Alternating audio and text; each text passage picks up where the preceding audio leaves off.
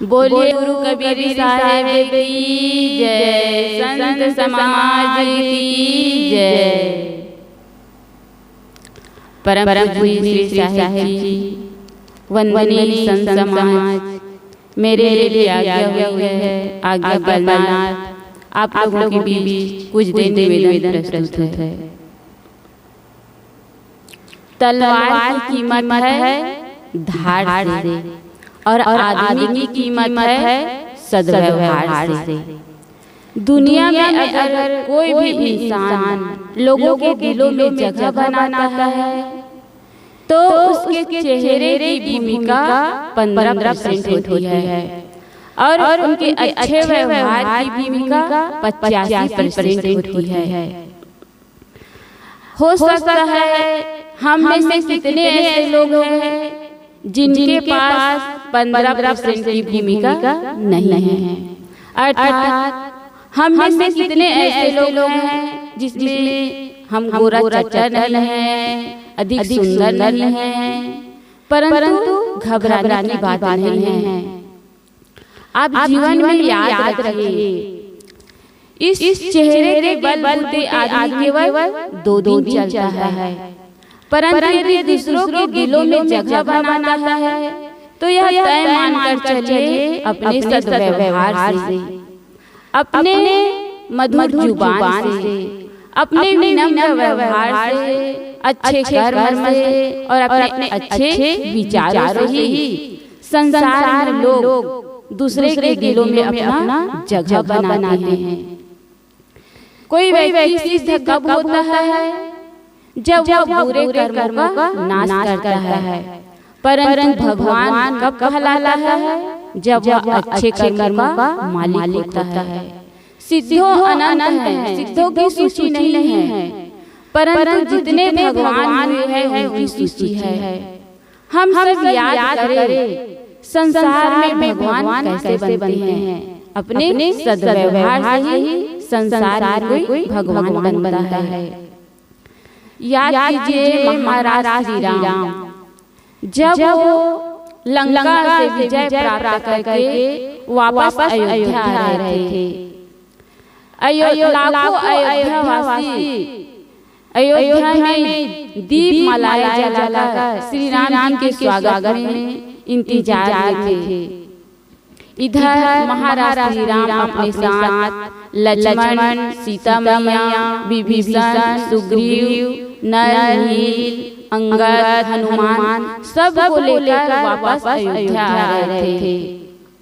तीनों माताएं कौशल्या, कैकेयी, सुमित्रा और दोनों भाई लक्ष्मण, शत्रुघ्न, अनुजन और हजारों अयोध्यावासी गांव के बाहर आकर श्री राम का इंतजार कर रहे थे। और जब महाराज श्री राम का विमान था तो सबके मन में विचार चलने लगे, तरह तरह के विचार चलने लगे। सब मन से साशंकित थे, सब मन में हिल रहे थे, सब मन में विचार कर रहे थे कि पता नहीं राम, लक्ष्मण और सीता मैया ये तीनों कहीं कैसे बदला लेने तो नहीं आ रहे हैं, ये कैकेयी को अपमानित करने तो नहीं आ रहे हैं। पता नहीं इतने लाखों लोगों के बीच में कहीं कैकेयी को अपमानित न होना पड़े। इस तरह सबके मन में विचार चल रहे थे, तरह तरह के। सब मन से हिल रहे थे, सब मन से भयभीत थे। तभी महाराज श्री राम जी का विमान उतरा। महाराज श्री राम विमान से उतरे और जहाँ तीनों माताएं खड़ी थी वहाँ गए और वनवास देने वाली माँ कैकेयी को उन्होंने सबसे पहले प्रणाम किया चरण छूकर। फिर जो कैकेयी थी वो तो अपने आप में लज्जित हो गई, वो शर्मिंदगी महसूस कर रही थी। वो अपने उनके आंखों से आंसू आ रहे थे। तब जो माता कैकेयी थी वो महाराज श्री राम को अपने हाथों से उठाते हैं और अपने हृदय से लगा के फूट फूट कर रोती है। तब वो माता कैकेयी कहती है कि राम, मुझे आज पता चल गया कि संसार के लोग तुम्हें भगवान कहते हैं।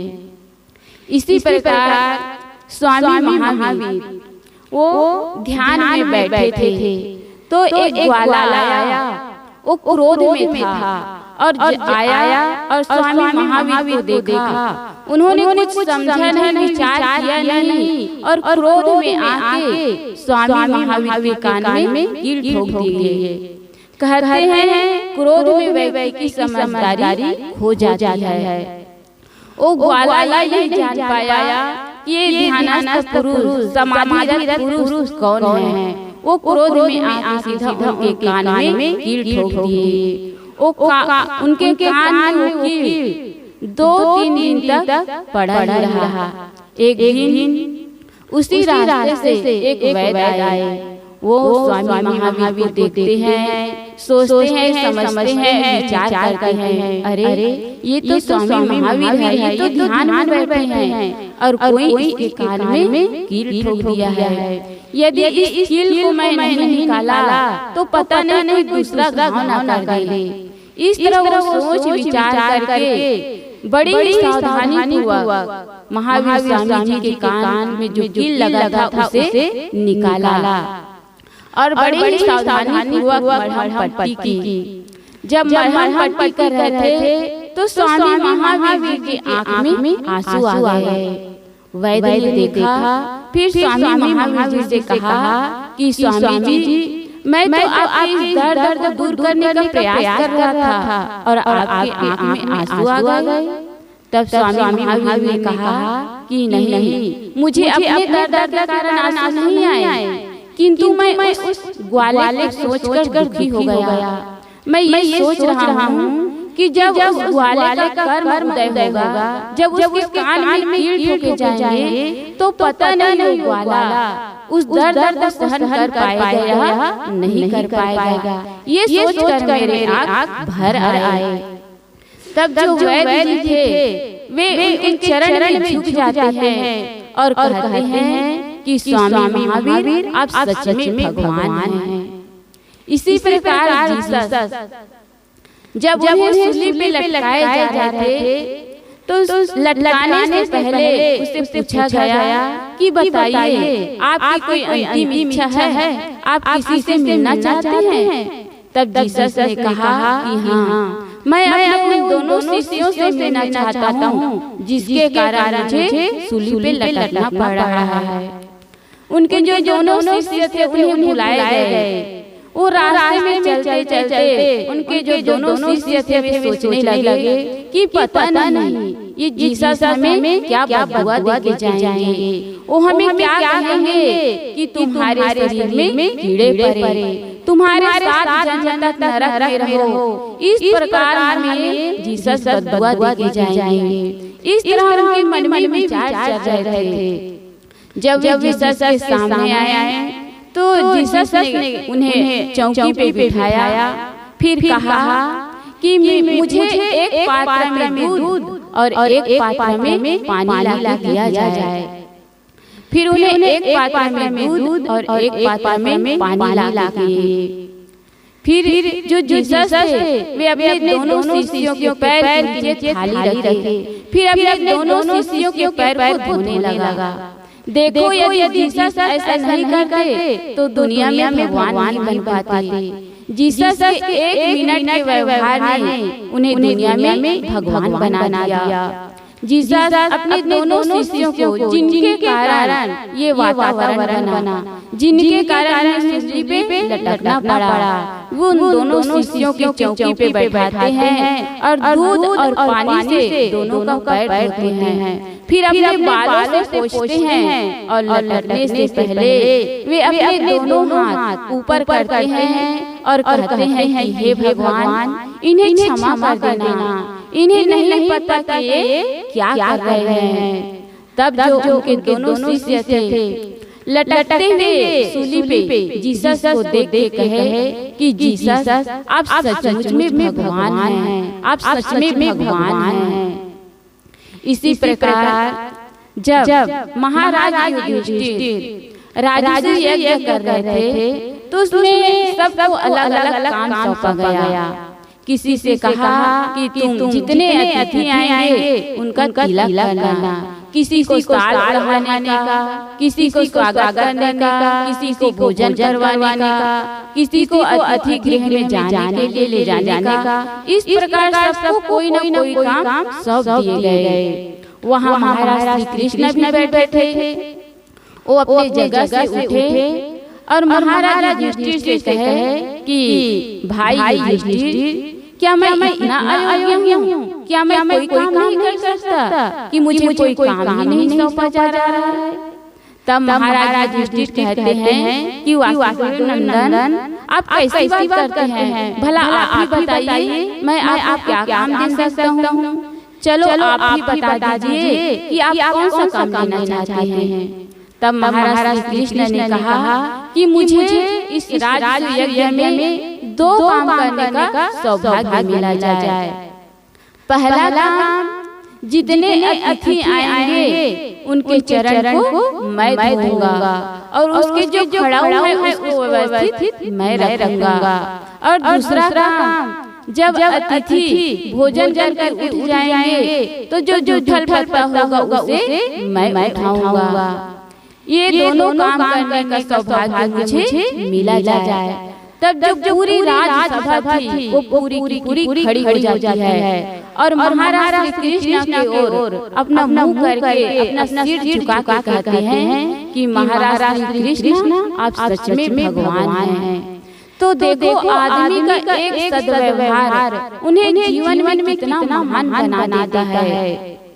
महावीर स्वामी की करुणा ने ही भगवान बनाया।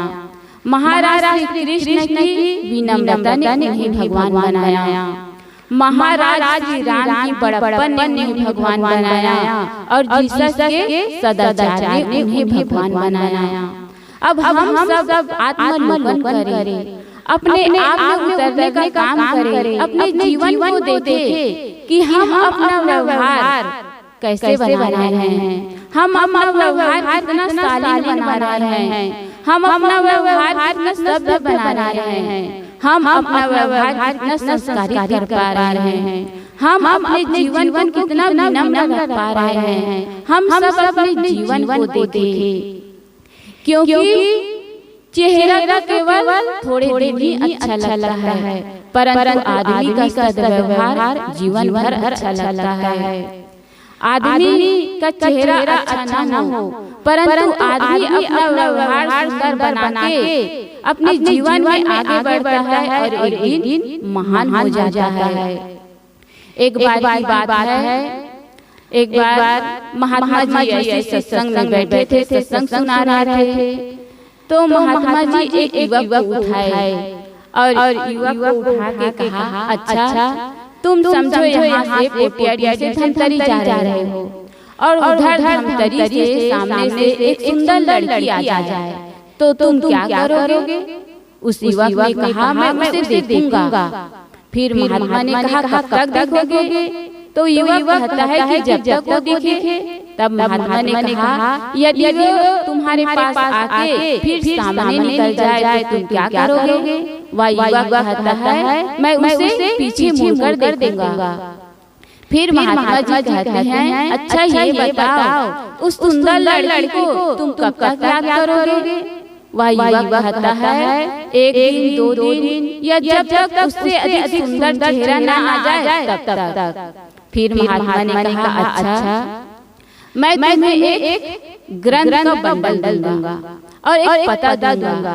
तुम उस पते पे जाओगे और उस पता पे जाके देखते क्या हो कि वहाँ 10-20 कार खड़े हैं, 4-6 चौकीदार लगे हैं। तुम वहाँ अपने पता को लेकर वहाँ गए चौकीदार के पास और चौकीदार से कहा कि ये खबर मालिक तक पहुँचा दो। अब अपना खबर पहुँचा दिए। उधर अंदर से करोड़पति मालिक दरवाजे पास आते हैं, फिर आपसे बात करते हैं और आप कहते हो कि महात्मा जी ने आपके लिए ग्रंथ भेजे हैं। वो सुनकर जो करोड़पति मालिक है वह एकदम गदगद हो जाता है, प्रसन्न हो जाता है। फिर आप कहते हो कि अच्छा अब मैं वापस जा रहा हूँ। तो मालिक करोड़पति मालिक कहते हैं, अरे ऐसे कैसे जाओगे? चलो पहले बैठो अंदर में। फिर क्या करते हैं आपको अपने साथ अंदर ले जाते हैं, फिर अपने साथ बिठा के गरम गरम भोजन करवाते हैं। फिर भोजन करने के बाद आप कहते हो अच्छा अब मैं वापस चलता हूँ। अब जो करोड़पति मालिक थे वो आपको गेट तक वापस छोड़ने आते हैं। फिर गेट पे आके कहते हैं अच्छा भाई ये बताओ तुम किस में आए हो? तो आप कहते हो कि मैं तो लोकल ट्रेन से आया हूँ। तब वो मालिक कहता है अपने ड्राइवर को बुलाता है, कहता है कि जाओ इसे इनके घर तक छोड़ाओ। अब जैसे अपने घर पहुँचे वैसे ही उस मालिक का फिर फोन आया कि कहो भाई कोई परेशानी तो नहीं हुई, ठीक से पहुँच गए ना? तो आप क्या कहते हो कि हाँ मैं ठीक से पहुँच गया। तब महात्मा ने उस युवक से कहा अब तुम ये बताओ कि उस करोड़पति मालिक कब तक क्या करोगे? तब वह युवक कहता है कि मैं उस करोड़पति मालिक को अपने जीवन भर याद रखूंगा और जीवन भर ही नहीं अपने अंतिम सांस तक उसे भूल नहीं पाऊंगा। तो आदमी का एक सद्व्यवहार ही है जो हमें महान बनाता है। आओ हम सब सुंदर व्यवहार का मालिक बने, क्योंकि एक सद्व्यवहार जिंदगी में उन्हें कितना महान बनाता है, कितना ऊंचा उठा देता है। देखो हम अपने जीवन में याद रखें इस बात को कि एक आदमी हाथ उठाकर 10 लोगों का दिल नहीं जीत सकता, क्योंकि एक अकेला आदमी हो और 10 आदमी आके उसे मारने लगे तो वह अकेला कुछ नहीं कर सकता।